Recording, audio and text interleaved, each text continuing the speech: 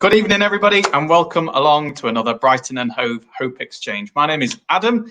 It's a pleasure to have you along. I'm from something called Ambigo, which is an organisation in Brighton and Hove that works to bring people together to exchange support for their goals, ideas and ambitions. And so every Friday, since lockdown started, we've been putting on these events where we have people coming onto this online TV show, sharing their goals and ambitions with you so that you have the opportunity to express some kind of support. If you have any kind of information, contacts, advice to help them achieve that ambition, then we want to hear from you this evening. So I'm here, and over in Five Ways, we've got Andy. Hello, Andy. Hello, everybody. Hi, Adam. How are you? How are you all? Well, I can only speak for me. I can't speak for everybody else watching, but I'm rather hot at the moment. I don't mean attractive. I mean actually physically quite hot. I'm slightly disappointed you can't speak for everybody else. Well, hello, everybody else. Welcome to Ambigo, as Adam said. And here I am in front of a big black thing. Perhaps I should explain what this big black thing is. Do you think? Shall I do that, Adam? What do you reckon? Well, it says it's the Wall of Ambitions. What is that? Oh, it is. That's exactly it. In fact, that's it. That's my job done. I'll go. It's like, you know. No, I'll explain what it is. This is the Ambigo Wall of Ambitions. It is a physical wall. It stands about 7.5 foot tall, about wider than my arm's length and a bit more wide and so on. It normally goes on journeys with us. Us, Adam, myself, are fantastic, really wonderful volunteers. We go out to various places and we invite, in a nice friendly way, you, people passing by, to leave an ambition calling card. A little card, well, actually it's a piece of paper, where you write down what your ambition might be, a project, a task, something you'd like to do, a life goal, or maybe just something really small, like you'd quite like to learn how to make tea or something like that. And then we invite you to put it up on the Wall of Ambitions. And there are a few up there from previous occasions. And then we just leave it standing there for other people to just gently browse. They come by, read the ambitions at their own pace, which is lovely. And to help with that, we often, not always, often have a few nibbles and snacks and lovely, delicious things, sometimes gifted to us by one of our main funders, the local local cooperative community fund. I had to remember that one. Yes, and if you feel inspired, we leave lots of pens around. I've got a whole load in my pocket here, and a whole load of Post-it notes. And we just invite you to make a comment or two, a few words of encouragement, maybe some tips and advice. Maybe someone is doing something that you think, I've got experience with that. They might like to watch out for the great big hole in the road in front of them or something like that. You know, something that they might not know. Of course, there's a chance they may know it. But one of the wonderful things about, chatting with people is the experience people have, what we can learn from others. And of course, sometimes somebody will ask for something quite specific. I need somebody who can make something for me out of wood, or I need someone who can actually cut an album. So if you know somebody that can actually do it, that's also a brilliant thing to leave on people's ambitions. And of course, the third sort of comment that people leave, which we think are brilliant, is someone who might say, I love that ambition, I'd like to come along. You want to go to Portugal? Yeah, I think I'd like to come along as well, or whatever. I'm making these up, but that's the feel of the thing. And this is the wall, and we'd normally be at the end of your road, or New Road, or in the middle of Kemp Town Carnival, or to Freshers Fair, or over in deepest, darkest East Brighton, which is actually quite a lovely place. I don't know why I called it deepest, darkest, and so on. Sadly, we can't do that at the moment for various kind of pathogen infection reasons. So here we are on the street corner of your internet. That's my spiel, Adam. Is there something you wanted to add to that, maybe? No, let's get stuck into our participants this evening who are waiting for us to find out all about their goals, ideas and ambitions. Thank you, Andy. So this is where the fun starts. People are going to come on this evening and they're going to share an idea or a goal that they have. We want you to listen carefully so that you can offer your support if you have any ideas, information, contacts, advice, anything that might be supportive, even just some words of encouragement. So we don't just have one participant right now coming up, we've got several. Let's go to Shilpi. Good evening, Shilpi. How are you? Yes, really good. And who is this we have here with you, Shilpi? So we have Kiara. Say hi, Kiara. Hello. And we have hi. Hi. Yeah. We just missed the name of your other daughter there. I'm Pearl. Hi. Pearl, there we are. Very nice to meet you. Thank you so much for being there. It's a bit tricky to all fit on the screen, isn't it? But I know. we'll persevere. We'll persevere. Okay, So the microphone keeps on cutting out a little bit, but we'll persevere with it. So, Shilpi, I already know what your ambition is all about, and I love it. Please tell everybody watching what it is that you and the family have been doing in the last couple of months. So this all started with the whole Corona thing. And when we saw a lot of homeless people on the streets, we were thinking, what can we do? And then Kiara's birthday was approaching 25th of April. And obviously, she couldn't have a party. So we thought, what shall we do for your birthday? And I said to Kiara, shall we do something for the homeless? She said, of course. So we brought some goodies, and we packed them into bags, and then we had to give it to the homeless.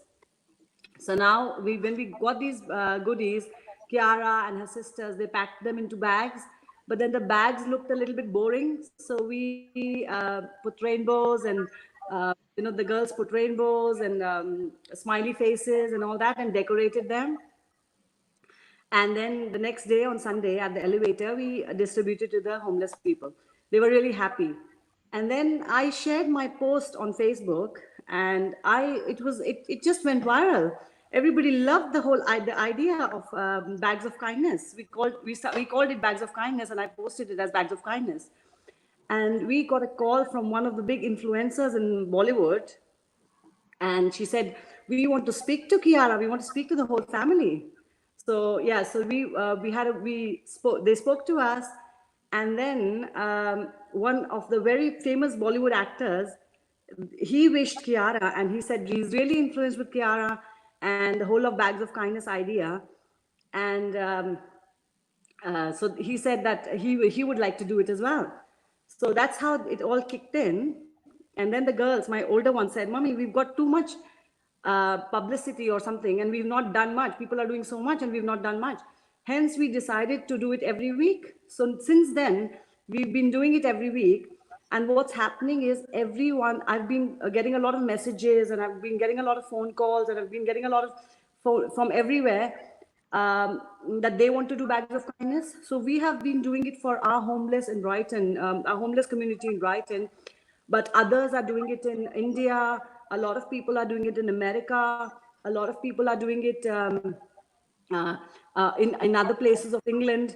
So it's sort of it's going viral, but I really want it to be increasing. And the whole point of our Bags of Kindness is that everybody does it on their birthdays, anniversaries, any celebration, and they can do just one bag or two bags or three bags or just anything, just anything helps, and just motivate and inspire others. This is incredible. So you mentioned that there was a Bollywood actor who found out about it.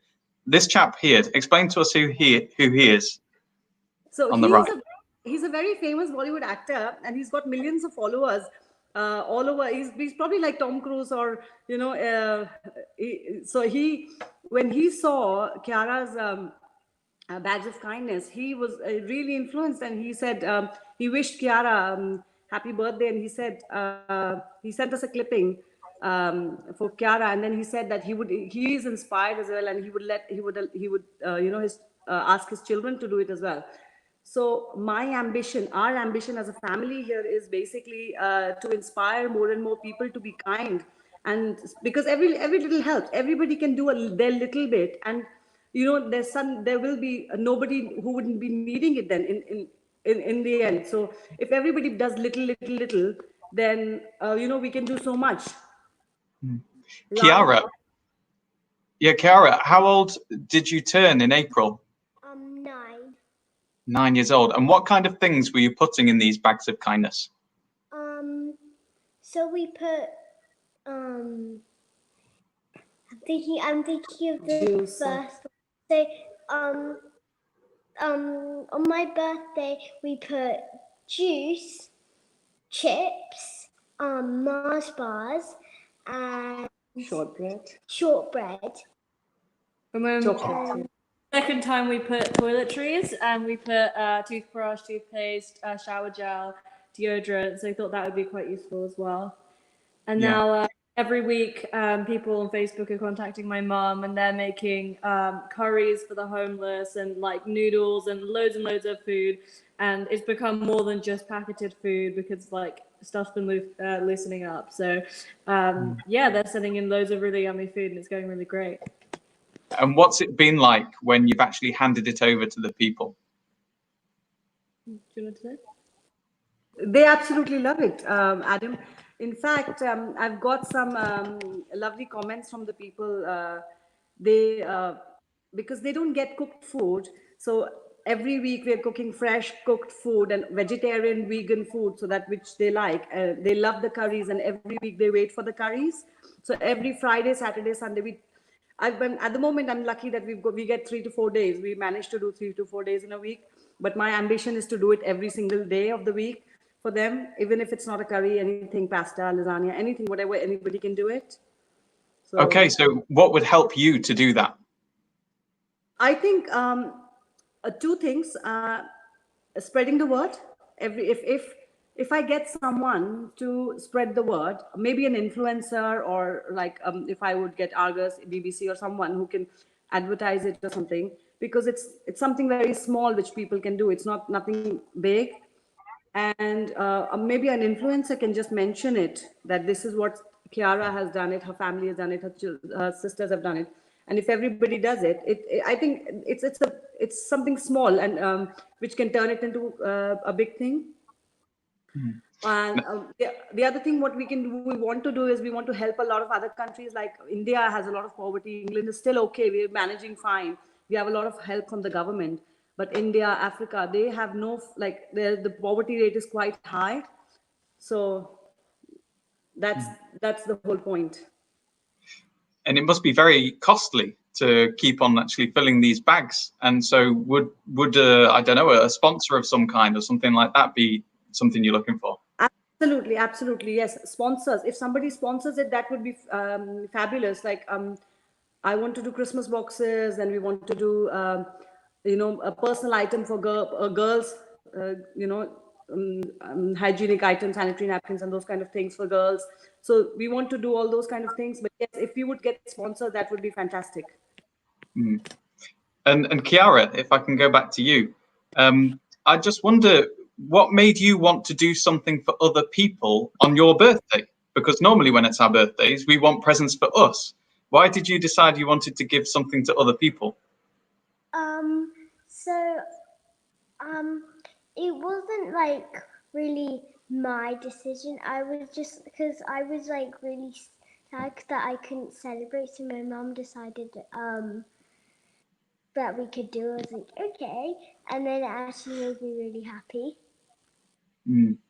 And I think it's made a lot of other people happy as well, hasn't it? Yeah. And a lot of other people are wanting to actually do this themselves.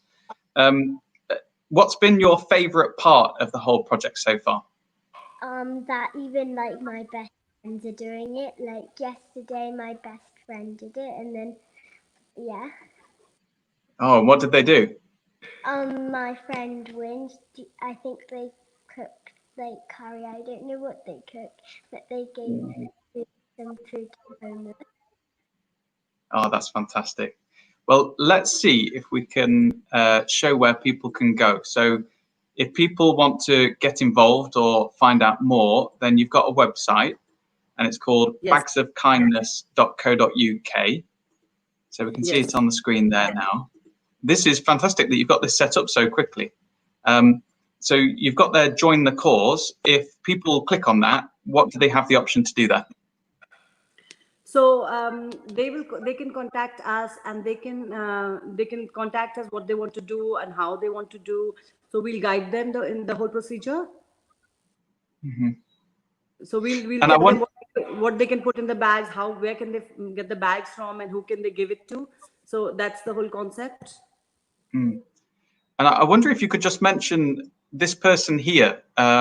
So this is somebody who's really super famous in India, but unfortunately passed away only a matter of days ago, about a week ago. Is that right? Yes, yes. He was a very famous Bollywood actor called Sushant Singh Rajput, and he very sadly passed away, and he passed away due to like he took his own life, and we don't know exactly what happened, but what is in the news is that he's probably was going through a lot of depression. He's a young talent, and then I think a lot of nepotism and stuff was going on in Bollywood, and because of which he took his own life. So one of my friends, she made bags of kindness on his behalf, and and we posted it as well. So people really appreciated it, and really, this post as well went viral, and people loved the idea that we're keeping him alive, keeping him by doing something for him. It's remarkable, and you said that it's gone viral, and people even in India have started doing things. Yes, they've been doing dry rations, and in Delhi they did dry rations. They are doing I've been contacted with a few people, and they have been doing dry rations. They do around 600 rupees for one bag of ration, which lasts for a week. So which has everything, lentils, rice, flour, which can last a family for a week. And in Jaipur, they've done a lot of they cooked a lot of food and they distributed it. So that's what they're doing. Yeah. So just 2 months ago, just over 2 months ago, this didn't even exist. It wasn't even an idea. Can you just sum up for us the craziness of the past 8-9 weeks? Adam, honestly, when this whole thing started, COVID, I was quite depressed, and I was just reading the news every single day, and I didn't know what to do. So I found on WhatsApp, somebody said, if you want to cook, help. And I said, yeah, absolutely fine. So I was cooking for the people in isolation. And every time I cooked and I went to give them the food, they were so happy, and it made me very happy. And then when we did the bags, it made us so happy. And honestly, it's ever since, it has not stopped. And every time we do, I'm very happy. But then whoever is doing it, they're cooking, or they're making bags, or they're decorating the bags, because the bags, everybody just buys the brown bag and decorates them with the kids, spending time with the kids. And every single person has sent me a message saying, thank you for giving us the opportunity, because they've just been so happy about doing it, because it just makes them so happy. And I have, in past 2 months, people have just done it on their birthdays, anniversaries, different celebrations.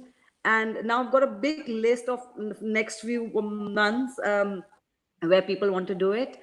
And one of my friends, she said, I can't do food, so can I do cake? I said, yeah. She said, my dad is no more, and I want to do it in his memory. So she did cakes for them, and they love the cakes. So now the people are, they wait for the brown bags, and they say, we love the rainbow bags, we're waiting for those one rainbow bags. So those comments and those that gratitude just makes me so happy, and we want to do more and more. And I think Kiara got the cup. Which cup did she get? She got an Eastern Cup of kindness from school, because the school is encouraging a lot as well. So yeah, I mean, it's been an incredible journey, and we've been really happy about it. Yeah, congratulations, Kiara, and thank you so much for doing it. Yeah, this is marvelous, and it's a bit of a call to action to you out there, Brighton and Hove. If you have the means, get involved in the Bags of Kindness. And there are 3 ways you can communicate with us here this evening if you do want to get involved, or if you have any comments for Shilpi and the 2 girls. So you can get in touch by commenting underneath the Facebook video you're watching on the Ambigo page, or on YouTube if you're watching us there. Or you can click on the link that accompanies this video, and you'll just join us here in the broadcast. You'll be in a backstage area, and then we can bring you in. Or you can send a message on WhatsApp. You'll see the number at the bottom of your screen there. Agatha is waiting for your messages there, and she'll pass them on to us. Okay, that's enough from me for now, but I'm going to hand you over to Andy now, who's been writing all of this down, and there's a lot to write down. Let's see how he's got on. Andy. Hello, Shilpi. Hi, Andy. Hi. Hi. Hi, Kiara. And hi, Pearl, as well. I know I can't see you, but I know you're there. Hi. So, hello. I am the disembodied voice that goes along with the little sheet of paper that you can now see on the screen. And my role is to attempt to summarize what you said. And it's been a lovely story you've shared with us. Thank you. And it's also a lovely call to action. So what I'd like to do, if it's all right with you, is just go through what I've written here and check that I've actually understood what you were saying and that I haven't missed anything or misunderstood anything. Are you okay for us to do that? Yes. Oh, Kiara, I must say, I love your ears. They are so cool. Right, here we go. To mark Kiara's birthday, you put together and you've been sharing these bags of kindness in what I've got to admit is a lovely, inspired way of marking and celebrating Kiara's birthday when you couldn't do the normal celebration things. It's a lovely idea. And you've been giving these to homeless people, basically to help them through the COVID emergency. But what you've also been saying, which I think is lovely, is the joy that it's brought them as well. Yeah, and it's a lovely thing to happen on someone's birthday, to see people's faces light up and see and feel the joy that kind of comes in with that. You've told us how this has prompted interest with the kind of Bollywood star, and it's inspired you to go ahead and do this more often. And I don't blame you. The reward we get from reaching out to others and helping other people in their lives, it's a lovely thing. So you're now doing this weekly, and it's been spreading, and you've got people helping you as well, doing many things, adding things to the bags, including cooking some delicious sounding curries, which when you explained made me feel quite hungry, but never mind. And also the lovely thing of decorating the bags yourself. It was a brilliant picture that you showed. And I love the idea of that as well. Now, when it comes to the call for help, which is often what we do with the whole process we go through of sharing our ambitions and also asking people if they can join in. In this case, there's two real areas here that you've mentioned. And your goal really is to help inspire other people to similar kinds of acts of kindness. And it's a lovely kind of simple message that you got there. First of all, to help spread the word. And you mentioned in particular trying to get to another influencer. And there are influencers with massive audience out there. So, if someone knows them and can nudge them to have a look at your story and get in touch with you, it would be a joy to us to be able to make that connection. You've also asked about possibly whether people might want to get involved in making this happen elsewhere in the world. And you talked about parts of India where it's started to pick up and other places. And it's such an easy thing to do. It could easily be picked up in different parts of the world. And then after Adam's suggestion, of course, if anyone wants to sponsor this in a way that's okay and ethically sound, lovely word, ethical, then again, it'd be really good to make that connection. Kiara, Shilpi, have I missed anything? Have I understood what you're telling us? I think, Andy, you've done a brilliant job. The only thing I would say is maybe if people want to join in, if they join my Facebook page, which you have the details of, and I keep posting things and it'll encourage them. And because I'm doing it every week and I'm posting almost on daily basis or whatever we are doing, it'll encourage them. And if they have any questions, they can always send me a message on Messenger or directly on Facebook. So I can just answer them and help them out. That's great. Thank you. Kiara? And Trisha. Yeah, we got a third sister, Trisha, as well. Oh, and Trisha, right. Okay. One thing, if you want to help out, the basis of it is just my people who have been contacting my mum. They've just been cooking in large quantities, splitting it up into boxes and putting it in the bags. That's what you can do yourself, and just texting my mum and letting her know that you are able to do that and you want to do it will be a great help if you want to help and provide one of the weekdays with the homeless. Yeah. Yeah, that makes a lot of sense, and it's good that you're able to share that. What I'm going to do now is swap cameras. So bear with me while I go through the technical process of that. I'll just jump into the screen and say hi, hello. Hi. This is what I look like. You know there's no excuses, right? And what I'd like to do now is grab your ambition and put it physically and symbolically on our wall of ambitions here. Here we go.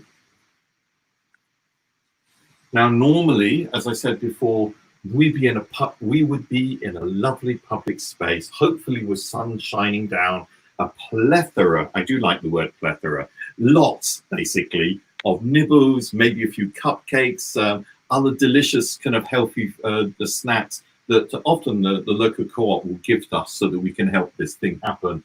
And we allow people to just read through these ambitions at their own pace, you know, fast or slow, whatever it is that does for them. And we invite people, if they feel inspired, to grab one of the post-it notes and one of our colored pens and just make a few comments, maybe a few words of encouragement. Maybe because they've done, and there are other organizations that have been doing things like food distributions and so on, who might have some really brilliant tips to help you make your thing even more effective. I mean, you know, it sounds like you're pretty effective already, but even more effective, how it is that they can link up with other parts of the country or other parts of the world. Tips like that. Or maybe a few tips on the best way of contacting influencers. I'm doing these 70s air quotes, so kind of influencers who can also back that. And of course, you know, if somebody knows somebody, if your best mate is an influencer who has 16,000 million whatever followers, and you love this idea, give them a nudge, get them to get in touch. We will be delighted to make that connection to Kiara and Shilpi and so on, and get them to pick up the story and let others know about this. And of course, and this is a lovely thing that, you know, Pearl told us about as well, this lovely thing of how you could get involved.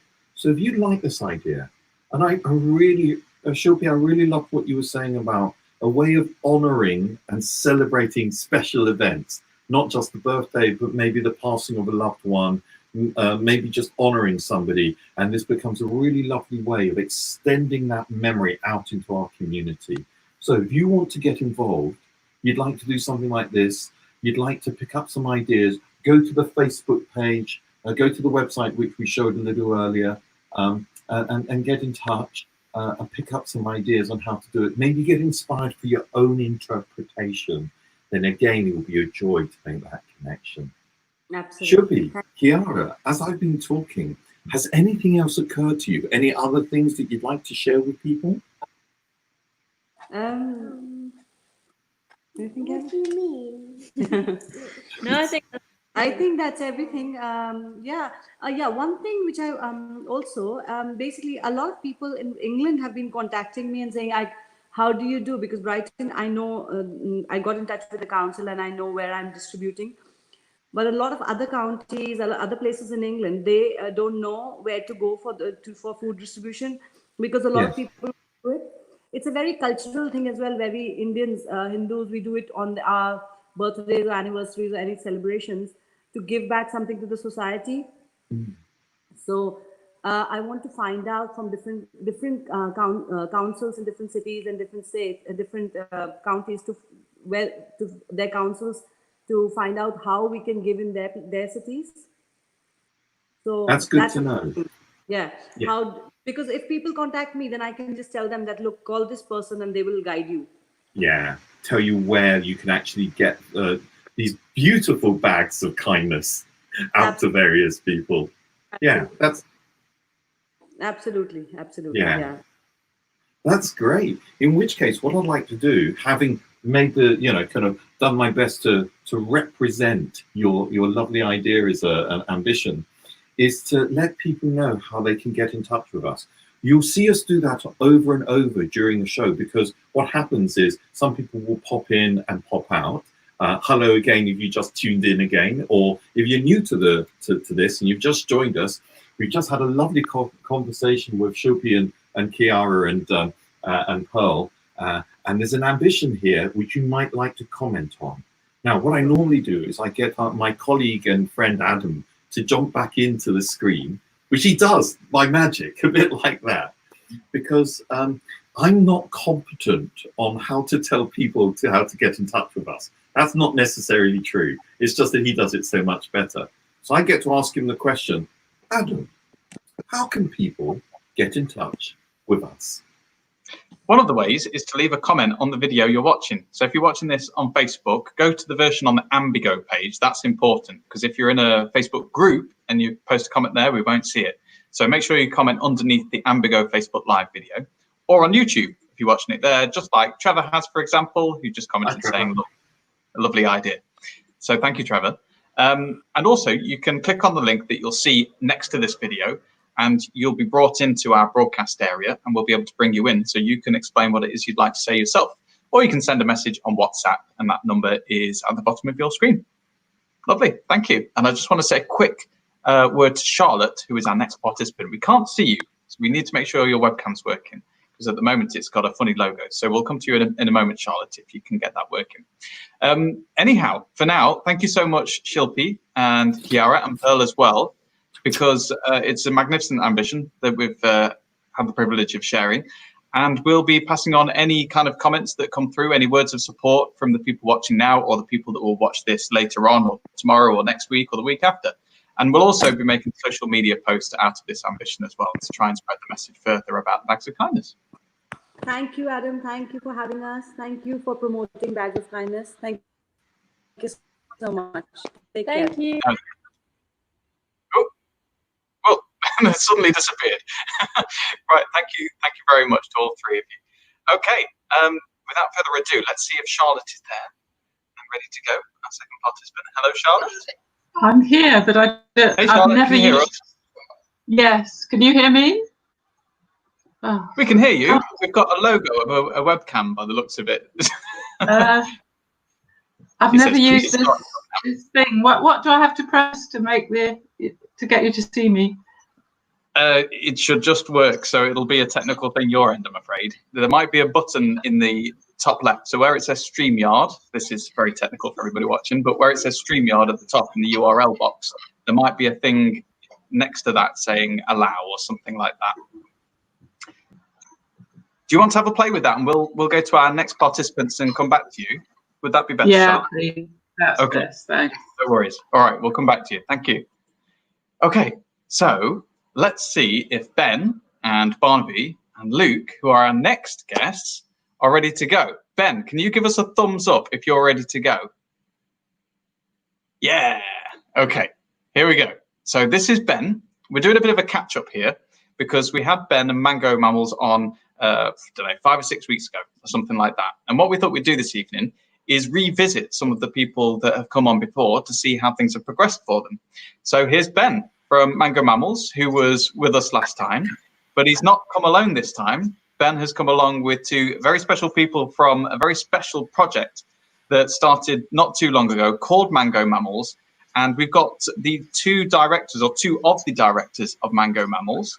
And we've got Barnaby and we've got Luke as well. Good evening to all of you.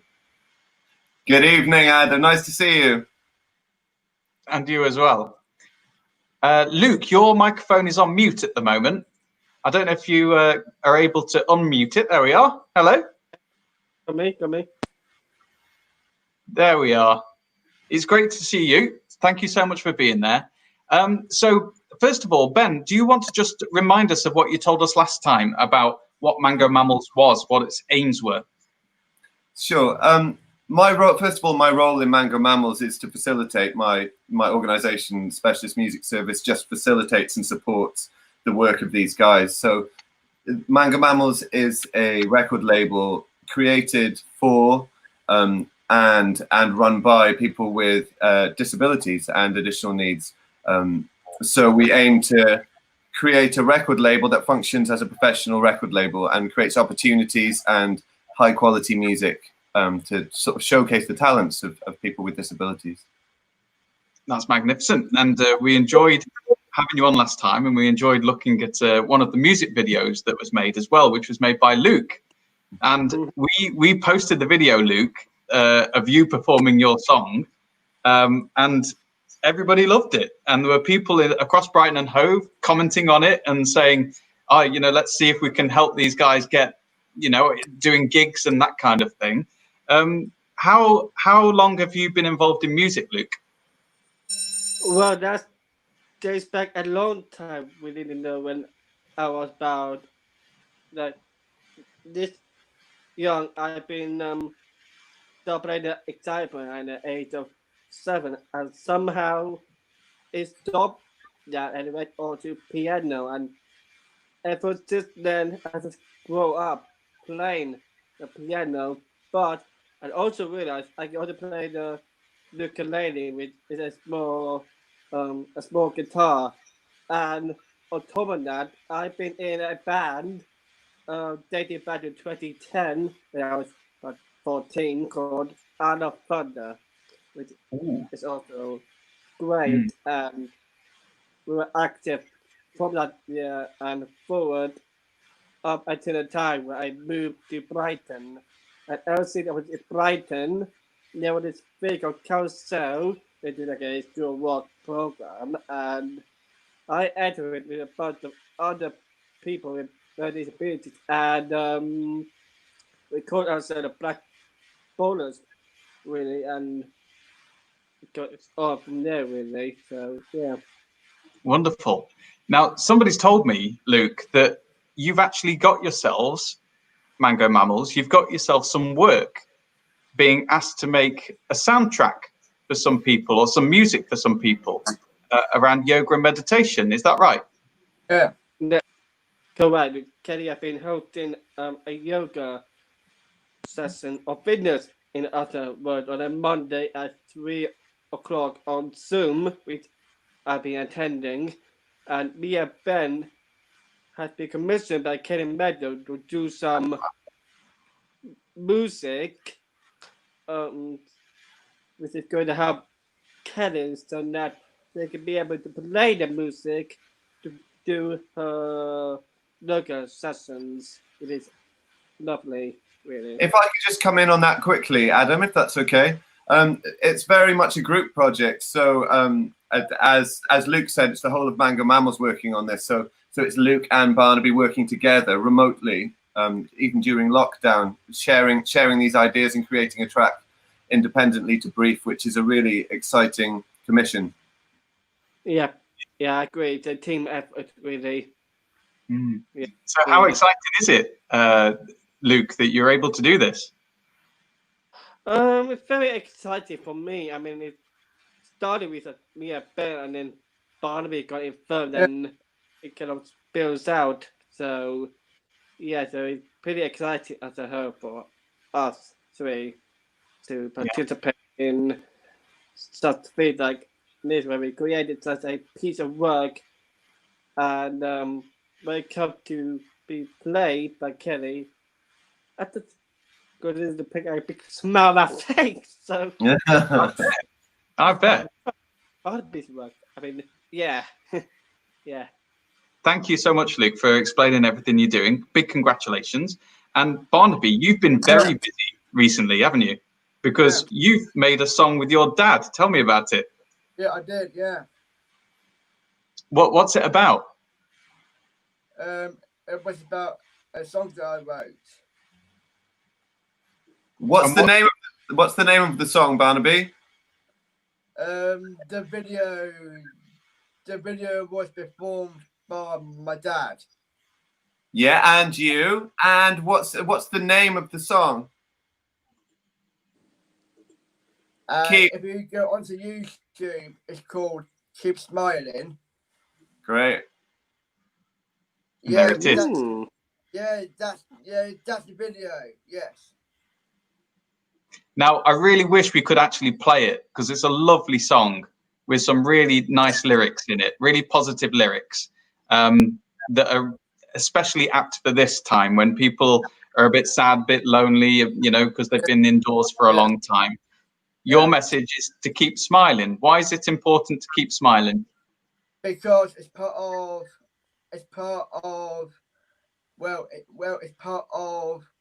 positivity. And how much does music make you smile? Well, when I started music, when I first started playing music, I was about 10 years. When I was about since when I was born. Wow. And do you like to play any instruments? I play drums, and I know Luke Radcliffe plays piano. That's true. Barnaby, you do something else too. You do a bit of. What else do you do into the microphone? Barnaby, what else do you do? You play drums? And then me and Luke started at a different school. Yeah. Yes, when you're Barnaby, can I ask you a question? Barnaby, and then me and Luke were students from the college at St. John's in Brighton. Yeah, that's right. So you've been friends for quite a long time. So the video and the song that you've made with your dad, Barnaby, called Keep Smiling, you're actually raising some money, aren't you? I wonder if between you all, you can explain to us what that's all about. Well, it's a funding called it's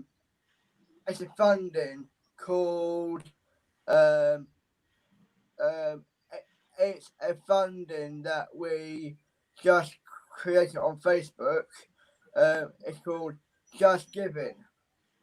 Yeah. And we raised about £4.35. That's great. If I could just jump in on that quickly. Barnaby, it's a little bit more actually. It's £435, which is really good. We are doing a fundraising. Yeah. So I think the fundraising, Adam, is so Barnaby and his dad could run another songwriting project with other people, which would be a really exciting thing. Well, it says we're raising £2,500.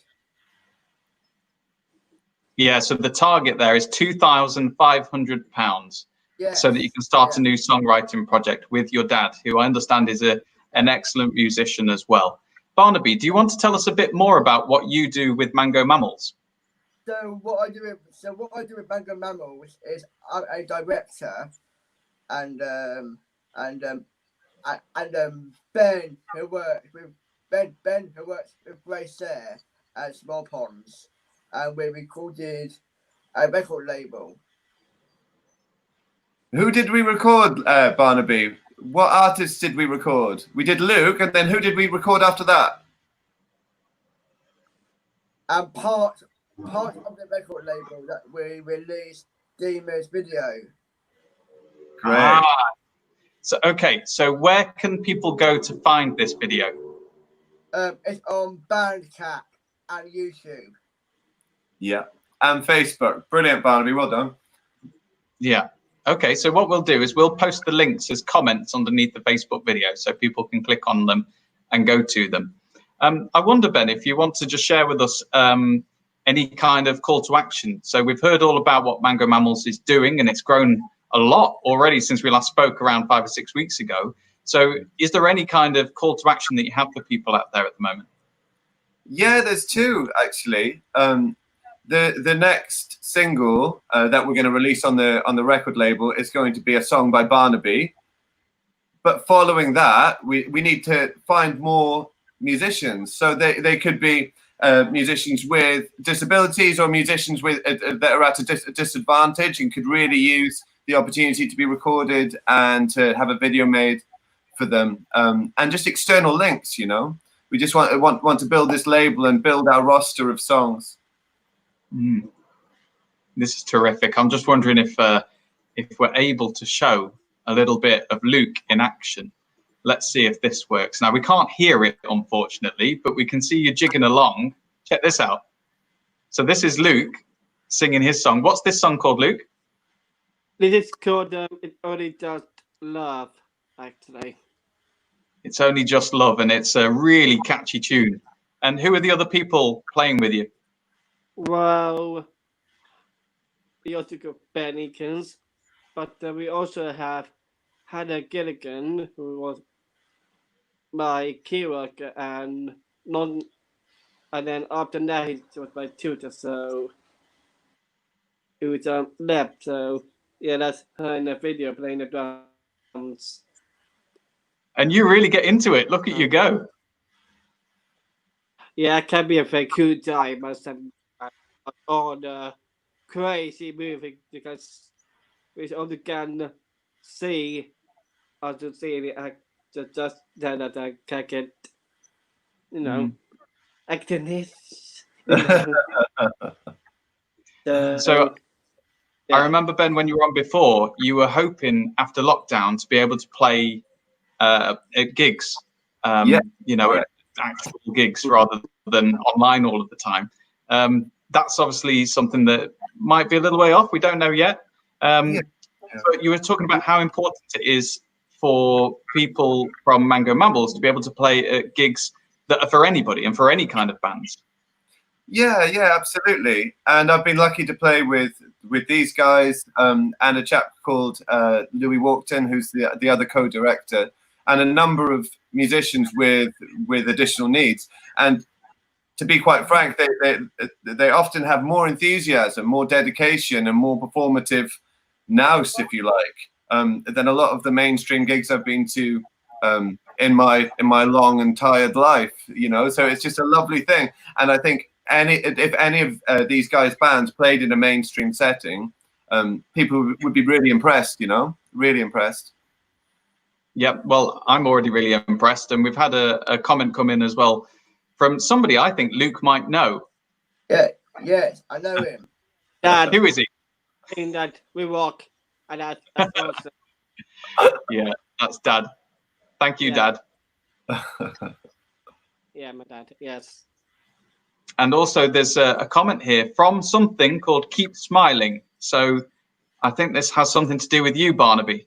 So I wonder if this is your dad who you've done the song with, who says, "Good evening to all of us. Loving your interview. Mango Mammals, a talented bunch and a brilliant label. Thanks for the plug." Yes. Thank you so much. Well, with those calls to action, you said that there are a couple of ways that people can get involved. So I want to share now the ways that people can get in touch as well if they feel like there's something they can offer there. So you can send a message by commenting on the Facebook video or on YouTube if that's where you're watching this, and it'll appear on the side of our screen and we can show it, just like we did with Keep Smiling there and Nick as well. Or you can click on the link that accompanies this video and we'll bring you into the broadcast, or you can send a message on WhatsApp and Agatha will pass it on. Okay, lovely. I wonder if Andy can give me like a thumbs up or anything like that if he's wanting to chip in with anything, and if not, then we'll wrap this one up. Okay, let's go over to Andy, who has been listening carefully. I'm going to drop out and leave you with him for a sec. Thanks. Hey guys, hello. I don't actually have anything else to say. I just wanted to say, well done, keep going. It's a fun and fantastic thing you're doing. I thought you might like to see that we have your ambition calling card from when Ben came on the show back at the beginning of May, would you believe? It's time is going, well, it's weird. Time is really weird. And of course, in there is this thing about the gigs that hopefully you'll be able to do. I know Tony Tony from the Social Society has talked about hopefully kind of setting up some gig opportunities for you for her group of people. And she's got a lovely group of people who I'm sure will thoroughly enjoy the music that you bring to them. Really, that's all I have to share with you. It's good to see you guys. Yeah, Great. to see you too. Well, thank you so much for you all being here. It's been wonderful to hear your updates. We're really excited about this music work you've been commissioned to do for the yoga and meditation. I'm really excited to see how it goes. We'll be keeping an eye on Mango Mammals. So if you use Facebook out there, then go to Mango Mammals on Facebook and you'll see all about them. And we'll be in touch if anybody can offer any kind of advice, information, contacts, or any other kind of support. Thanks, Adam and Andy. Yeah, thanks, Adam. Thank you. Thanks, Barnaby. Thanks, Luke. Thanks, Ben. Cheers. Bye. Well, that's been a lot of fun having those guys back on and telling us all about their updates. Thank you so much for coming on. Okay, we've got Charlotte ready and we're waiting to go. We can see her. Yes. Right. Really glad, Charlotte. Hello. Really glad that you've been able to persevere with the technology being a bit dodgy. Yeah, I've changed from a computer to a phone and it's working fine now. Sorry about that. Okay. No problem. Okay. So tell us about what it is that you've had the idea for. It is very much just at the idea stage, but I saw a thing called Window Wonderland, and the idea is that in a small community, small area of the town, you set up an exhibition, and it's just people putting things in their windows with a light behind, so that people can wander around and see all sorts of pictures. And you don't have to be an artist. You can. Oh, am I disappearing? Oh no, here we are. That's it. And I'm thinking of doing it in our area, which is Portland Road and Poets Corner. In February. The reason I chose that is I used to teach a long time ago, and I often had feedback from parents that the hardest time of the year was the February half term, when there's not much excitement going on and it's very dark. And so I thought the weekend of the 19th of February, I would try and get one going. And I'm doing Marvelous. it in. So what are the things in the windows made out of? Sometimes people literally just the kiddies put up their toys and put table lamps to light them. The important thing is that the room itself is dark, and then whatever you put in the window and light up shows well. Right from that sort of very simple thing, even fairy lights in your trees, to quite ambitious things that go through both floors of a house, or a block of flats doing a theme. And often it's just simple things like tissue paper or cellophane. There's nothing clever at all. And I'd like to do it in memory of my mum, who loved art, and she loved seeing families doing things together. So I'm intending to pay the Window Wonderland its social enterprise, and it costs a bit to get all the paperwork and everything going. But there's lots of reasons why I'm attracted to it. But one is it seems really simple to run, that you just get people to sign up. I went and saw one in Southbourne, where my mum lived, and to be honest, I was quite disappointed. But it was a frightfully wet weekend. But I think what was wrong about it mainly was it spread out all over the Southbourne Boscombe area, which took away from the whole idea, is that it's a wander. You walk, and people going around in their cars. And to me, that spoiled the community spirit of it. But also, you sign up to put something in your window, and that costs nothing to sign up, and it goes on a map. And a lot of people had signed up and then not put anything in their windows, which meant a lot of us were walking around in the pouring rain, trying to look at the numbers of the houses and work out what on earth was going on. But the ones that had done it, it looked amazing. And one of the things that I thought was absolutely wonderful was there was a family with what looked like a sort of cart thing they were pushing along, covered in lights. So I stopped to chat to them.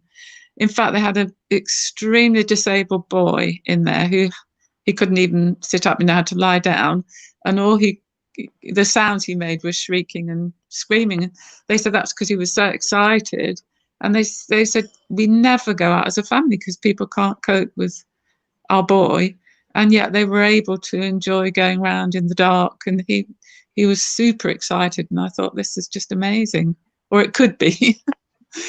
And I think the people around, the only thing I've done so far is put it on Portlandia, which is a Portland Road Facebook group, and just said, anyone fancy getting involved. And loads of local people have said they'd love to do that. So what do you need help with then from the people in the Portland Road area or beyond? I'd like to hear from people who would like to be involved, just by putting something up in their window. And I think one way around the people putting things up or signing up and then not putting anything in their window would be to have a sort of emergency artist a day or two before who would be prepared to contact everyone, check that they were doing something, and if they weren't, then to offer something themselves, so that they're, whoever is on the map definitely has something for people to look at. In terms of sponsorship, as I say, that I intend to fund it myself, but if anyone local businesses felt like, we've got art shops and art groups along Portland Road. It'd be lovely if people would offer to run an art group, so that people who weren't so confident could make something for a window. And then any offers of material, with very simple materials, black card and paper, tissue, cellophane and children's glue. That would be all that would be needed. Sorry, you might have already said this, but how long would it last for? Just the weekend. So it'd be the weekend beginning the 19th. So the 19th, 20th and 21st. And I would suggest something like 5 in the evening till 7, so that young children can go out, but before anyone wanders around with too many cans of beer, basically. Does that happen on Portland Road? I can't believe it. No, never. Have you thought about what you're going to put up in your own window? I do shadow puppets anyway, so I'd probably do a shadow puppet show of some sort. Ooh, lovely.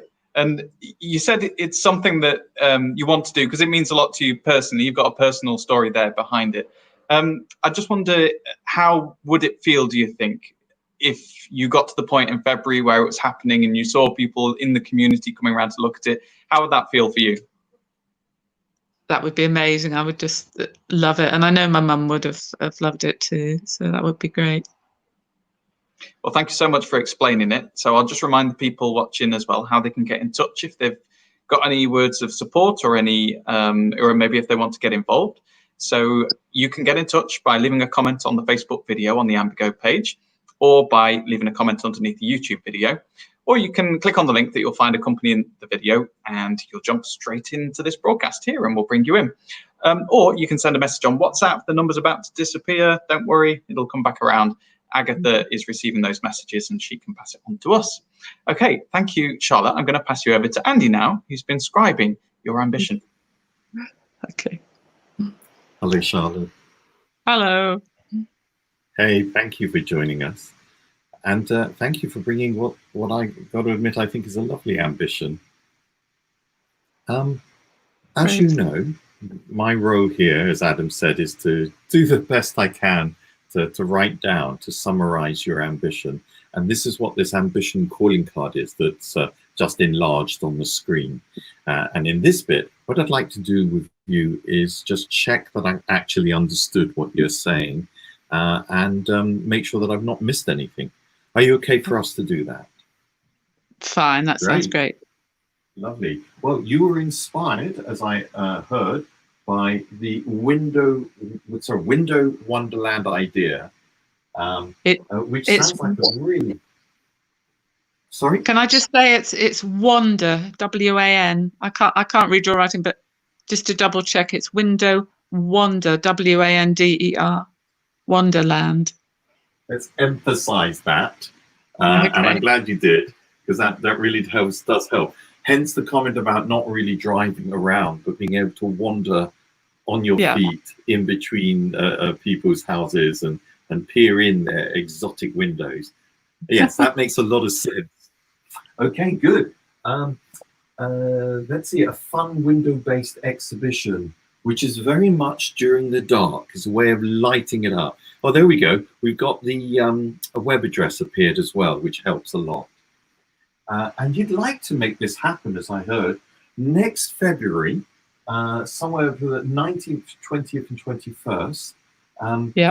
In your area, in the Portland Road and Poets Corner area. Which sounds like a really lovely thing to do. And you explained to us that you're in a way responding to it being such a dark, dull, and frankly depressing time of year, where there's also the half-term holiday without the excitement of the kind of Christmas and winter festivals coming up. So it's one of the harder ones to be excited about. And you also shared with us that you'd love to do this, in memory of your mother, and as a way of kind of being able to share the joy that you shared with her, with others. So, thank you for that. Now, when it comes for the call for help, which sounds like a grand thing, it's really just a sort of, let people know how they might be involved or what support they may like to offer. You're talking about three things, really. First of all, asking local people to get involved.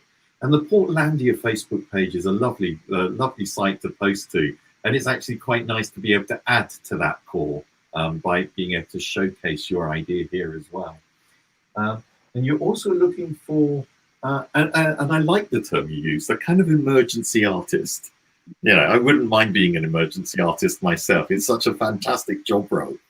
An emergency artist to help coordinate people, but also be able to offer maybe even as much as putting something up for people if they've not been able to follow through on wanting to be a part of it themselves. And things happen. We know that. Life can get busy. It can get complicated. The best plans of mice and men, as they say, might get in the way. So having someone who could just step in will help kind of with that. And it's a lovely way of just making it more secure, if you like. And you also talked about different kinds of local sponsorship. Okay, sure, money, but you're saying you don't need it. You very, very kindly, in honor of your mum, are talking to cover all the costs of this yourself. And it's a very generous thing that you're doing there. It's a lovely thing. But of course, if someone else is able to or wants to make a contribution, I'm getting the impression that you'd be all right with that. That's not a problem, especially if it's something that helps promote the creative stuff as well. Local artists, art shops, stuff like that, which brings us on to the other type of sponsorship, skills and opportunities to help people create things. And the ideas of families with their young children and so on, having input from creative people to create their own windows, glow in the dark type windows and so on. That sounds lovely. And of course, materials that people can access, which again makes it even more likely and more improves their ability of getting involved. Have I understood what you've been telling us? Absolutely. That's spot on. Thank you. Oh, that's great. In that case, what I'd like to do, with your permission, is just swap cameras again. And this is the bit where I get the opportunity of waving and say, hello, it's really nice to see you. I stop being this disembodied voice. What I'm going to do, if it's all right with you, is take Transition out of the little focused area and put it onto the main wall. There's something I'd like to say, Charlotte, which is, you know, we get a whole variety of different types of ambitions in, and frankly, from our point of view, any ambition is good because it's about sharing, it's about getting to know people.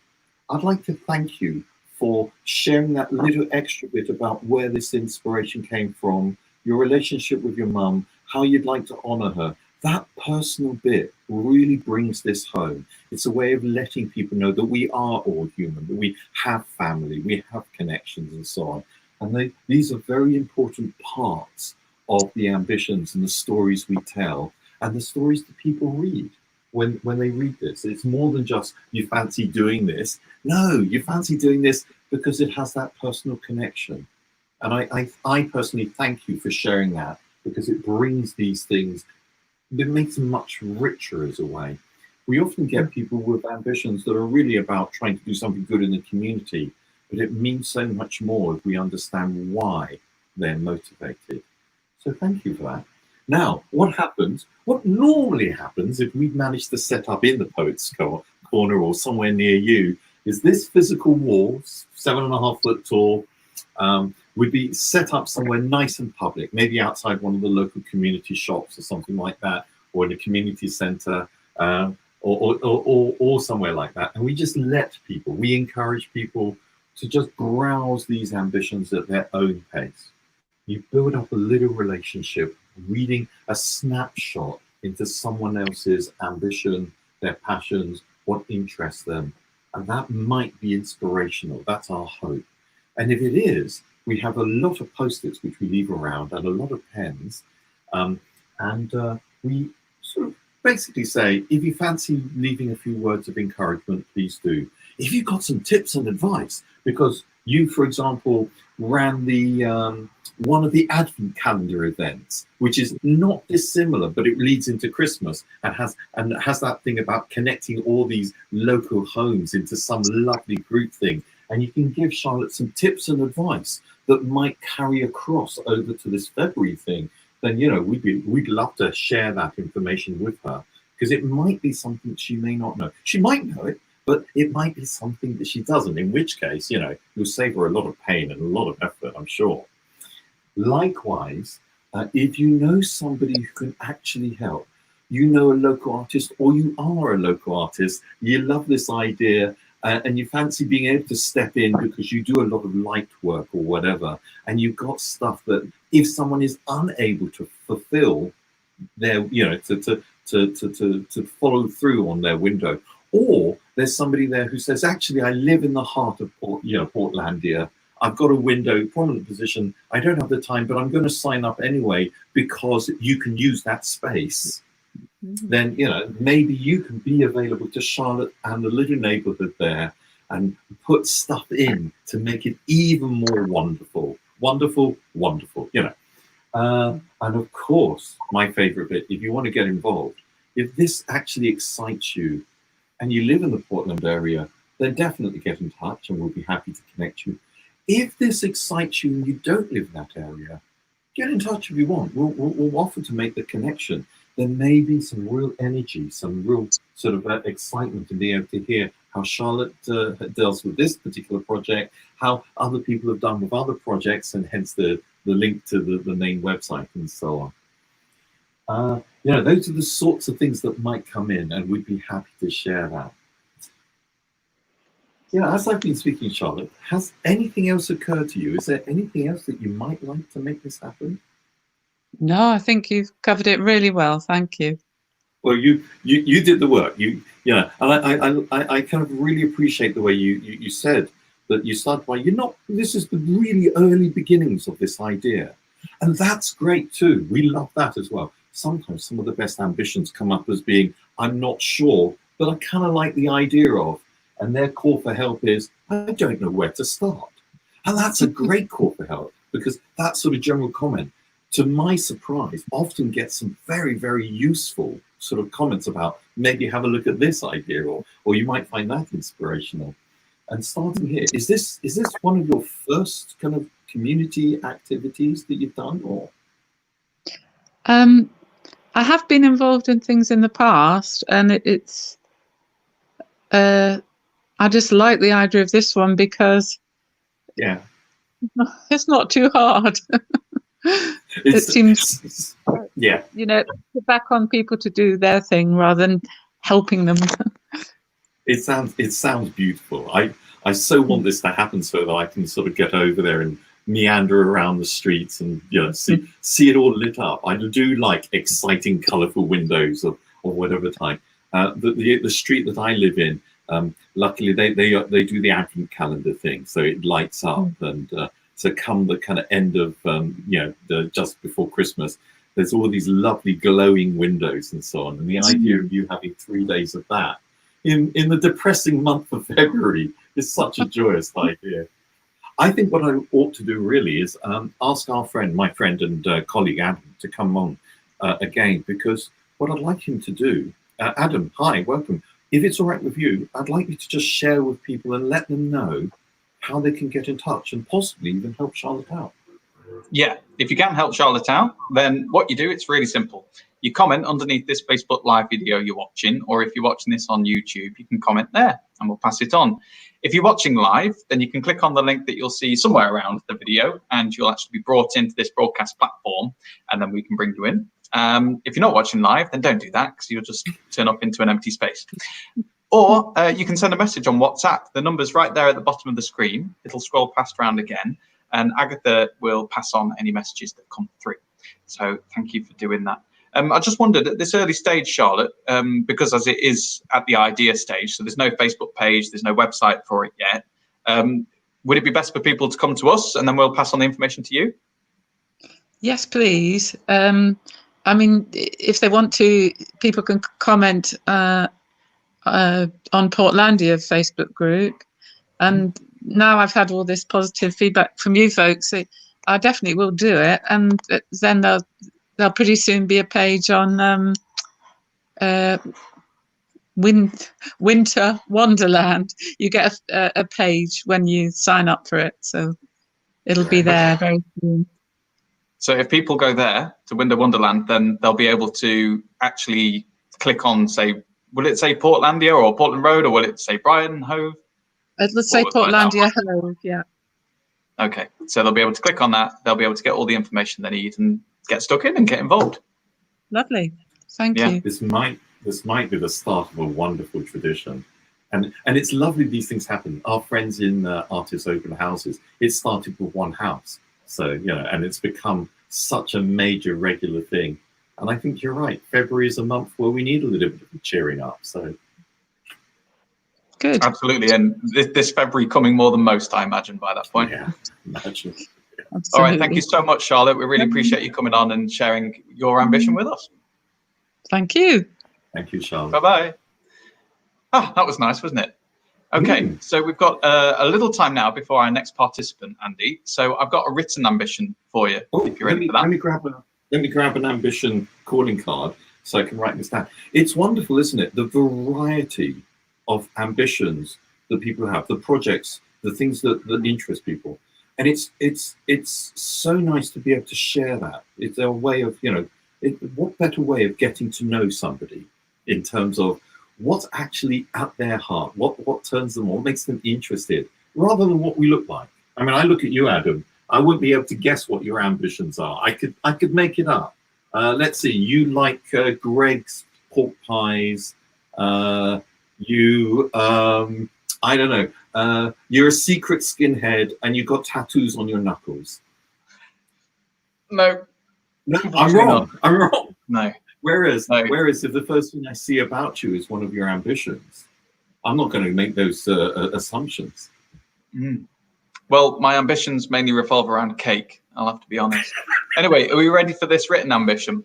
Yeah, I've got sheet ready and a pen. Okay, so this one is another very different kind of goal. So this is from somebody called Carlos, and what he wants to do is to find new friends to juggle with. So Carlos is a circus performer, and he wants to develop a community of people he can help to train to become circus performers as well. So what would help him to achieve that is that, well, right now his focus is on finding out if there is a community of jugglers in Brighton and Hove, and he'd like to link up with them if they exist. So he's not aware at the moment if people are already juggling together in community. If you are, get in touch with us and we'll pass it on to Carlos. Do you juggle, Andy? Very, very badly. My brother, by the way, can juggle a lot better. It saw him through his time in college, and he tells me some horrific stories about specialist doctors who deal only in juggling injuries. And I thought, well, how do you get injured by juggling? And then he told me that, you know, some people juggle things like chainsaws or fire, and there's certain types of injuries that can come from that. Me, I juggle beanbags that look, by the way, a bit like that. And I juggle them really badly, so. Yeah. Well, I'm right, yeah. So in terms, that's a really lovely little ambition. Carlos, thanks for, you know, kind of sharing that with us. And Brighton and Hove being full of creative people. We see people doing things like Poise and Diablos and stuff all around. There must be a real interest in this kind of thing. It's hard to imagine not. So what do I write in terms of the help that might be needed, that might be useful for Carlos? Is it just contacts and? Exactly, yeah. He just wants to be linked up to any kind of community of jugglers if it exists in Brighton and Hove. And if not, it sounds like he's going to start one. What a brilliant thing. And if there are, then it sounds like it'd be really nice for him to have the chat and you to have a chat with him. He may be able to add stuff to that. It may grow. He may be able to add new elements to it. I'm thinking that there are circus skills groups and projects around. We need to do, it's one of the joys of doing this stuff. Basically, we put the emphasis on what you know and how you can connect.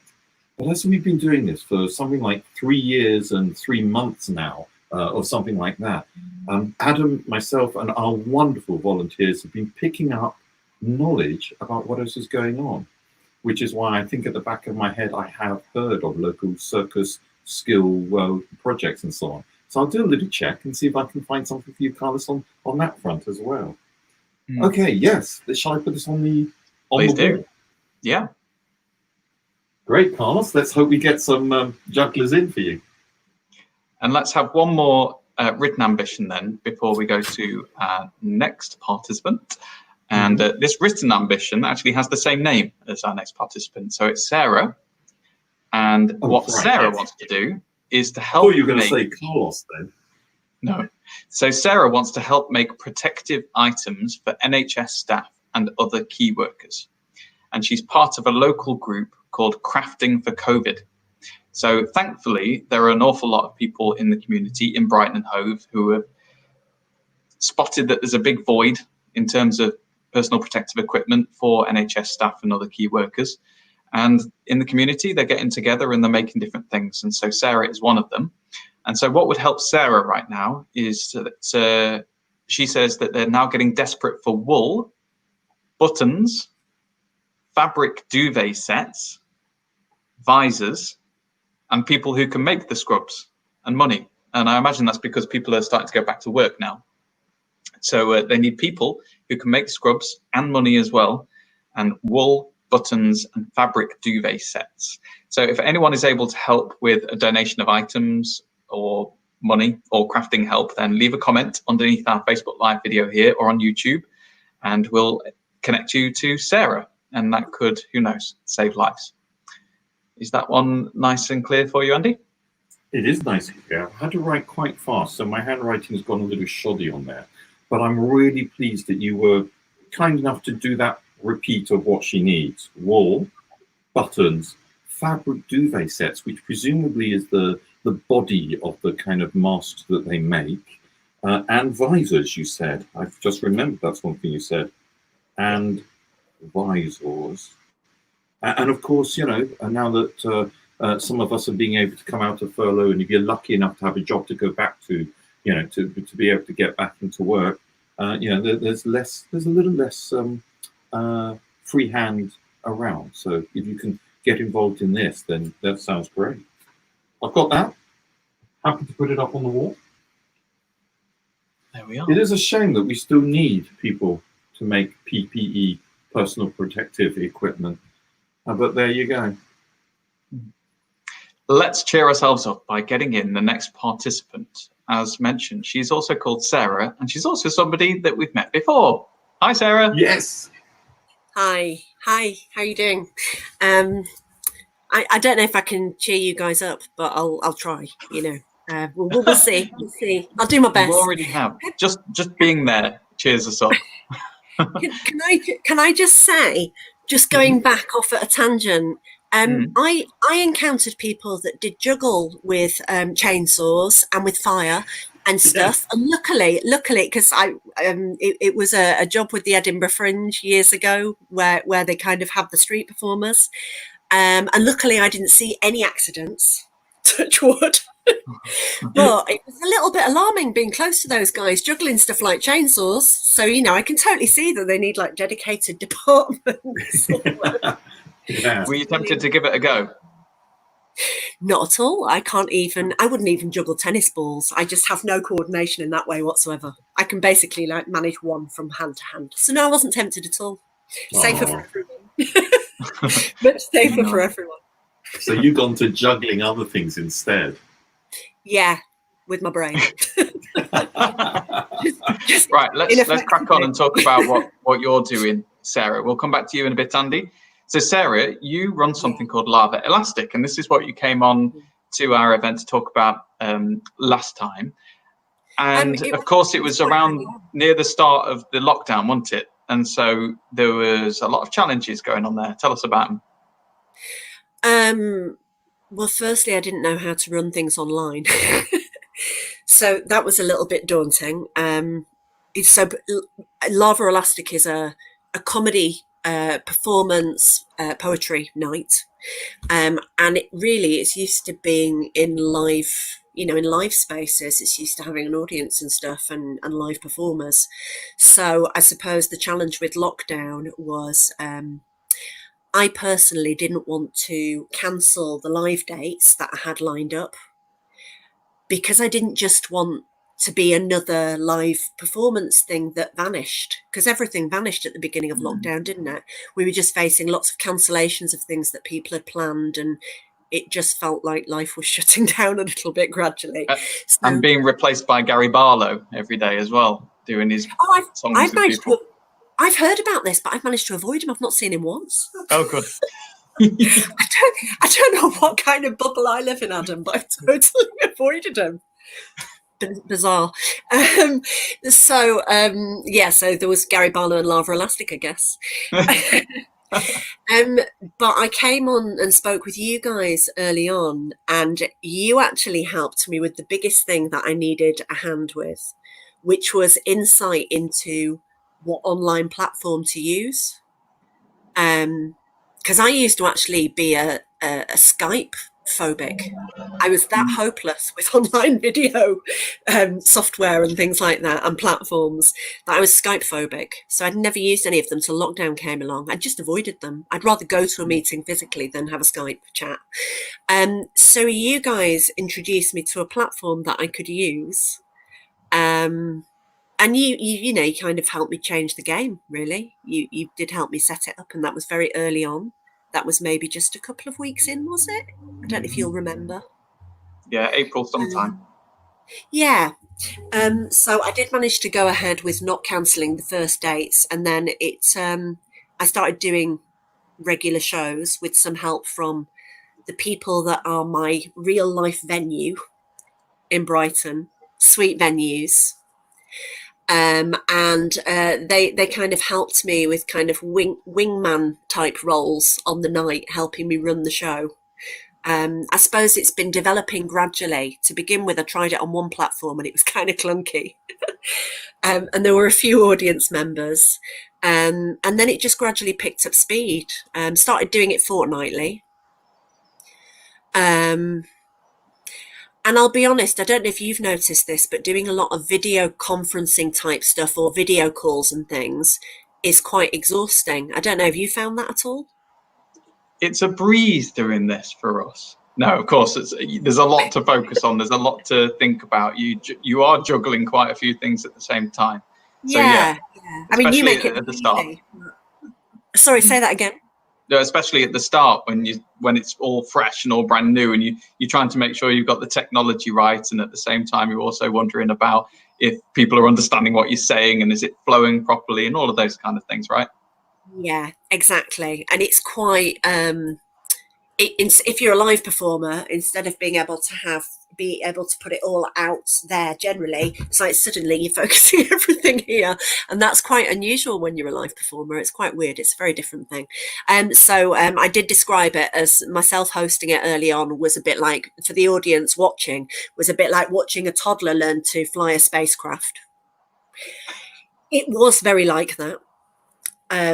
But I've been really lucky in that there's been support from the local comedy community who actually helped me out with with webinars and things. Once they realised what I was trying to do, they helped me with webinars and tutored me through how to use the platforms properly and things, because I'm just not that techie.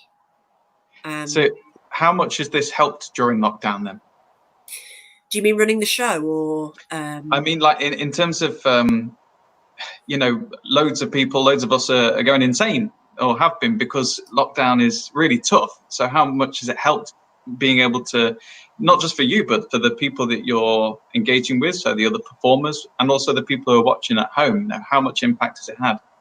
Well, to be honest, that it's a really good point. That because this is a neurodiverse comedy night and performance night. So neurodiverse means that for those of us that are differently wired, as well as for people that are, I don't know if you know the word neurodiverse, but people that are neurodivergent, which is people that are differently wired, like myself.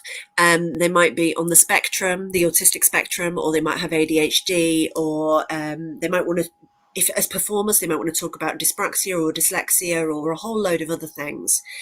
I think the fact that for those of us that are kind of wired that way, it was particularly really lovely to have some comedy outlets, because I've gone bananas during lockdown, quite frankly, at times, and I know lots of other people that have.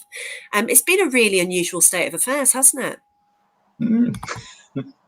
It certainly has. And some of the performers you've had that I've had the pleasure of actually watching, they've been hilarious as well. This isn't like a couple of mates here and there who are just going to have a go at making somebody laugh. These are seriously good comedians and other performers as well.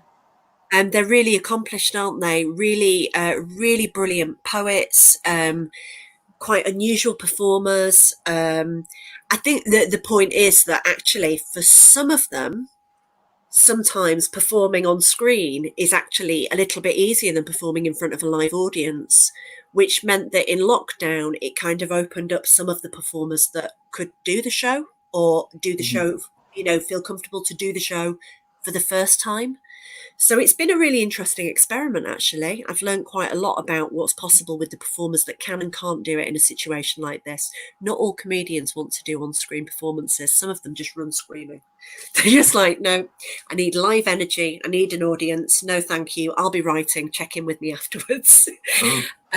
Quite a few. But then there are people that have really thrived from having, on-screen opportunities, and they've come back with more material further down the line. And so it's been really interesting. It's been an interesting experiment for our brains, definitely. So at this point in time, have you got any new ambitions? Have you got any new goals that you would like to get out there to the public? Yeah, so basically, I mean, I actually am taking a little bit of a break, just a short break of maybe a couple of months, because actually it got quite intense doing it fortnightly. I'd like to bring the show back in September, ideally. I'd love more performers to come on the show and get in touch with me and say they'd love to, if they're poets, or they're comic performers, or if they're kind of unusual performers that can manage to put it on screen, adapt it to screen. I'd really, I'd be happy to say, please get in touch with me, because I do want to branch out and give as many performers the opportunity to be on Lava Elastic as possible. The website helps with that. They can get in touch with me through the website or through social media. Can I do the boring thing of flashing my social media info? Of course, go for it. Can I do that? Okay. So if people want to, this is very DIY. Everything about Lava Elastic is quite DIY. So Facebook, I don't know if the light's catching and you can't see it there. My framing's disastrous, isn't it? What's going on there? So, That's great. Facebook at Lava Elastic. People can get in touch with me through the page there. Or if they like, I have an obsession with light fittings and I take a lot of photos of them, and I tend to talk about lamps on the show quite a lot and stuff. If people I've seen that. Have you? Yeah. You're not as much of an addict of light fittings, though, I assume. Well, Some people unfortunately, so see this here. That's quite nice. That's pretty good. It's not mine. I'm not actually in my house. Oh, right. But nice, I'm glad that the nights are now bright, because they've got no working bulbs in them. So I've not actually been able to spend any time in the evenings in this room. But anyway, sorry, I interrupt. You can always interrupt me with a light fitting. It's absolutely fine. It's totally fine. Light fittings and sushi, the only things to constantly be okay with being interrupted by. If people like lights or just random stuff, at Barb Sarah, that's on Instagram, and I do talk about things to do with Lava Elastic and neurodiversity and stuff as well. And last but least, sorry, I'll be really quick. This is the Twitter handle, and that is at Elegancia, if you can see that clearly. Is that clear? Yes, it's very clear. Fab. It's a lovely name. Thanks, yeah, at Elegancia. Yeah, it's short for Elegant in the Room Productions, which is kind of my thing. If people want to get in touch and want to perform in September onwards, and also there's talks of doing live Fringe shows in October, fingers crossed if it does go ahead.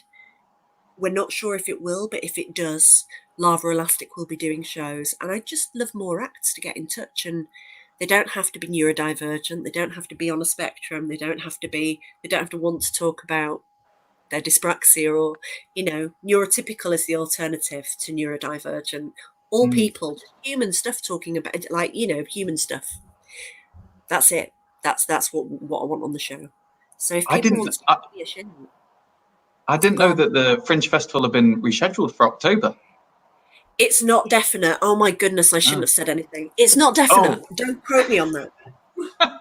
We'll edit it out. Don't worry. I was gonna say, can you do that? Can you edit stuff? Not really.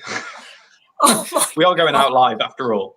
But hey. Do you know what? This is why you shouldn't let me loose live on an online thing, because there's likely to be collateral damage. Yeah.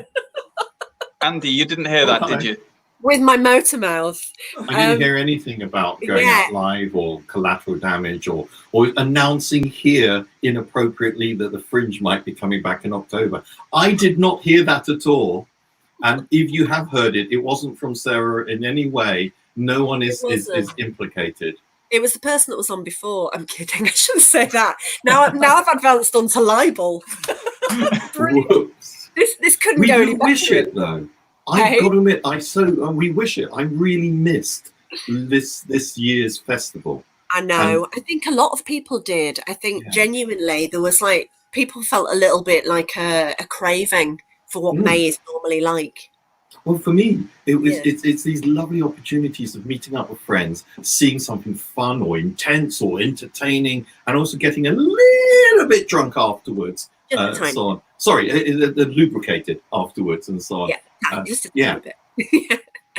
I think everybody in Brighton has missed that. It's a really big part of May, isn't it? So please don't quote me on anything. However, by any chance, if by any chance it ever comes back to our stages of Brighton again, Lava Elastic will be doing something. And if people keep watching the social media, then they'll know if that's going to happen or not. And if they're performers, it'd be really cool if they got in touch if they want to do something.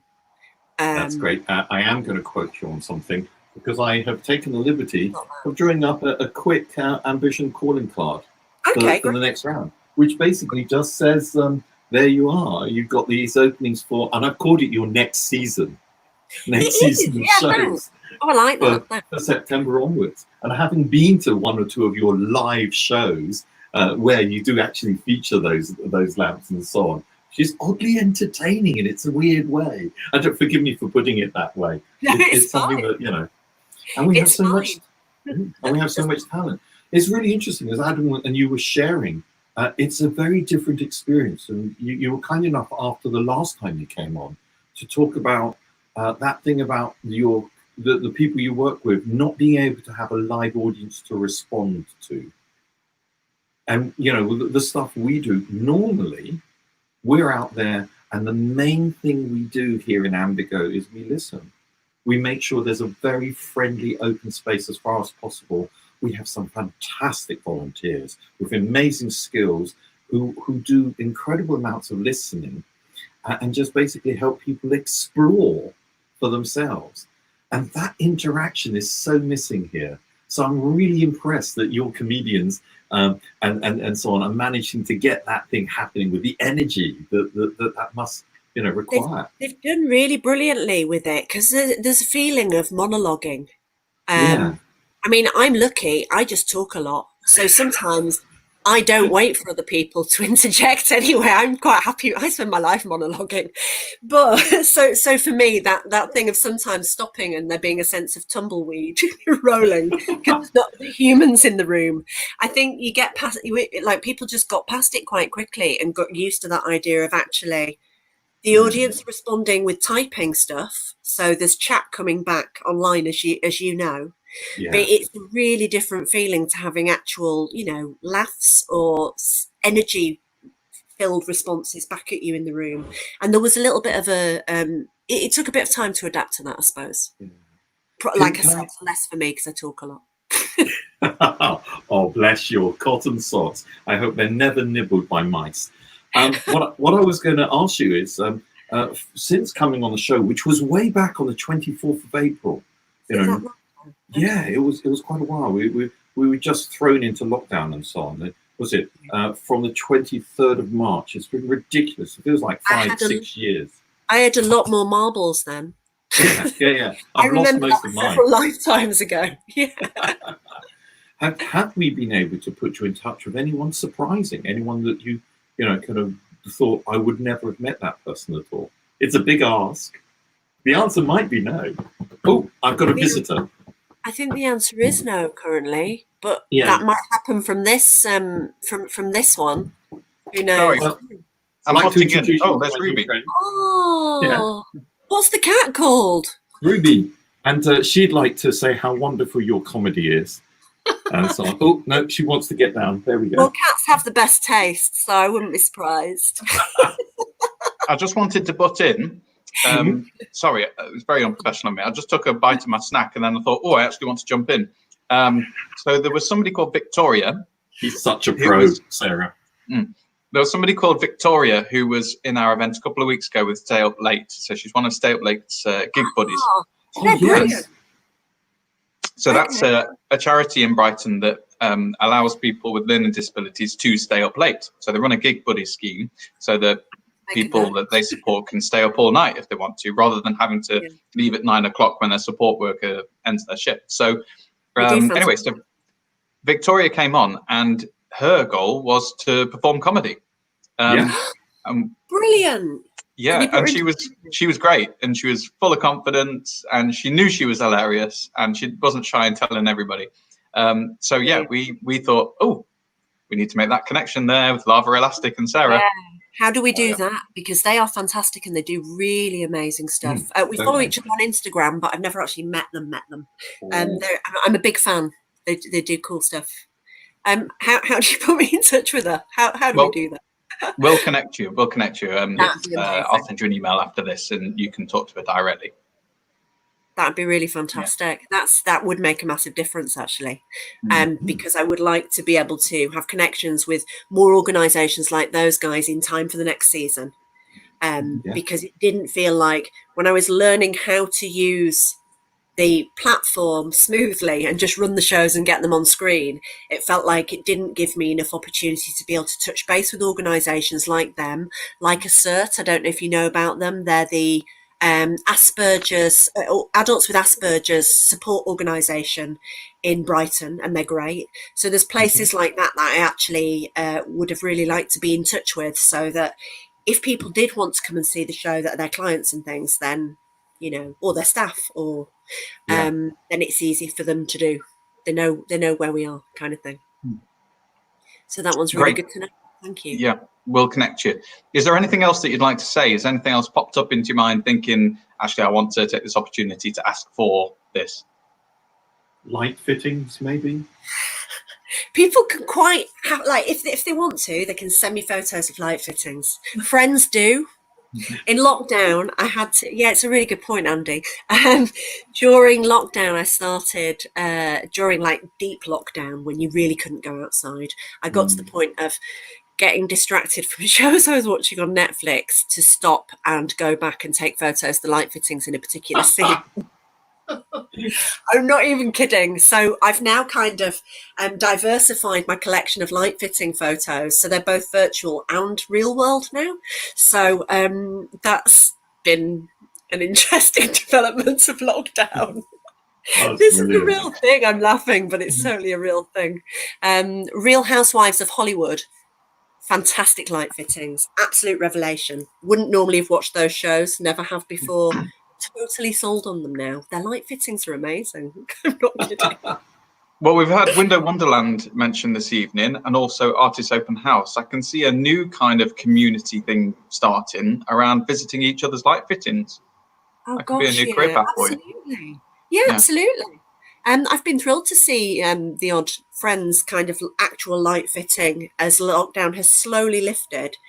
It's, don't ask me about light fittings. I can talk for 3 days. Lovely. Well, it's been great having you back on, Sarah. We really appreciate you coming back on, updating us, and also getting the call out there to get more people involved, so that when the Fringe returns, not in October, definitely not, no, nobody said that, then they can come and get involved in live. What's the name? Nobody said that. Lovely. And we'll speak to you soon, and we'll connect you with Victoria from Stay Up Late as well. Yeah, thank you so much for having me on, guys, and have a good rest of the show. Okay. Thank you. Thanks a lot. See you later. Bye. Well, that actually brings us to the end of the show, so we'll enjoy the last few seconds, I suppose. Almost, because, you know, one of the joys of doing the show are the partnerships we've been able to do, and it's been fantastic to partner up with things. People, our friends in the Good Business Club, Social Society, Stay Up Late, Belong Con. I'm going to miss them, aren't I? The Friends for Friends, loads and loads of organizations. I was wondering whether you could tell us about who we're partnering up with next week. Is that all right? Did I throw you under the proverbial kind of bus? No, well, we did that event with Stay Up Late 2 weeks ago, and they're Gig Buddies. And there's actually another scheme also called Gig Buddies, because it's all part of the same thing. It's all connected. It's called Gig Buddies for Good Mental Health. So it's for people who, if they have issues with their mental health and they want to connect with other people who can just be a buddy for them and take them out and improve their social lives and improve their mental well-being, then it's an organization that really helps big time with that. So we're going to be partnering with them for next week's event. So next week's participants will be from Gig Buddies for Good Mental Health. And then going into the future, we'll be connecting with Sussex Writes, who do workshops all about creative writing for young people. Lovely. And then Cascade Recovery is another organisation we're going to be partnering with as well in a few weeks' time, who help people in all kinds of creative ways, people who are recovering from addiction. And we had Kennedy Street, we did an event with them last week, and so it's of a similar ilk. And then also, on a date to be confirmed, we're going to be partnering as well with something called Forward Facing, and that's a marvellous organisation that organises events for families who have recently gone through bereavement or people who have terminal illnesses. They do incredible work, and we cannot wait to join forces with them and hear about all of the different goals, ideas and ambitions that they have. So if you're watching this, whether live or whether you're watching this back and you're thinking, actually my community group or charity or organisation could do one of these, it would be an opportunity for our beneficiaries to actually be able to stay positively socially connected in these times of greater physical distancing, then get in touch. So send us an email on hello@ambigo.co.uk, or just find us on Facebook. You're probably watching us there. Just send us a message and we'll connect and we'll see what we can do. That's the key, isn't it? To remain positively socially connected when we have been so rudely ripped apart from the way we normally mix and connect with people. And it's such an important thing in the way we work as a community, the way we work with our friends, the way we interact with our neighbors and so on, which is why we're more than happy here at Ambigo, we're more than happy to provide, to lend this little exchange area with myself, Adam, our background volunteers, the wonderful Agatha and so on, as a resource just to help you as an organization, you know, make that extra connection with your own memberships in a way that might be able to shine a light on how they can move forward out of lockdown, move forward out of these social distancing, move forward out of this very, very weird, uncomfortable and frustrating time. And also widen the group of people who know about you and the connections we can all make together. That's the benefit that we'd love you to be a part of. And frankly, it's an honor to be able to help to facilitate if we can. Have I missed anything in that, Adam? Any other reasons why people might want to partner with us? Very simply, because that individual who comes on and shares their goal, there's a good chance that they'll actually be helped towards whatever it is they want to do. Because not only do they come on and they tell everybody live what their goals are, but we also make social media posts out of it as well, to include in our Ambitions of Brighton social media campaign. And just before we came on live this evening, there was somebody who left a comment for the one I posted earlier today, and it was somebody called Sensei, whose ambition it was, and he wants to start a sports academy for refugee children in Brighton and Hove. He was looking for a rugby coach, and hey presto, somebody today has just left a comment saying, I'm a rugby coach, I'm a level 2 coach, I'd happily do this. So, it doesn't matter how specific the request is, there might be somebody out there who can help. So if this sounds good to you, get in touch and we'll see if we can put something together in a future Friday. So every Friday, 6:30 till around this time. And then it's a lot of fun, what have you got to lose? Okay, I think that's us done, isn't it, Andy? Yep, thanks again for joining us, and join us again next week. We'll be here just for you. Yeah, lovely. Thank you, everybody. Thanks for your comments as well.